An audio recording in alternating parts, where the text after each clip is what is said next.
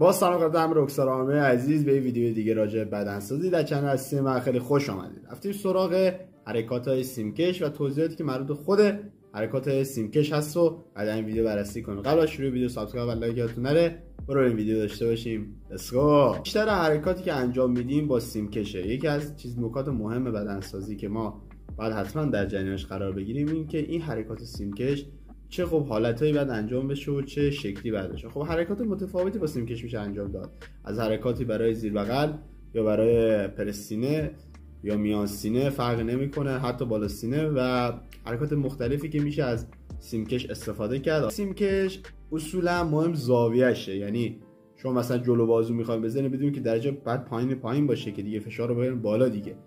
و برای همین خیلی مهمه که یه نکته‌ای که همه باید در جریانش باشن که اولین نکته که حتما شما با مربیتون بعد اول حرکات رو تمرین کنین تا بشناسین حرکات رو، تا این حرکات رو براتون جا بیفته و بعد حالتی باشه که خودتون انجام بدین.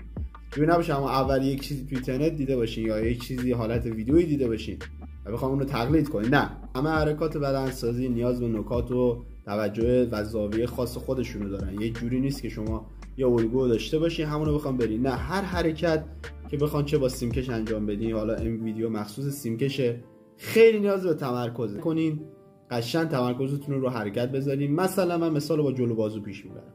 مثلا در سیمکش جلو بازو وقتی بخوان این حرکت رو انجام بدین خیلی مهمه که زاویه آرنجات در کنار دستتون و زاویه حرکتی که میخوام بزنی، حالا یکی میخواد قله بازوشو درگیر کنه و بزرگ کنه، یکی میخواد بغلای بازو درگیر کنه، که در هر روشی که با این سیمکش انجام بدین درگیری رو دارین.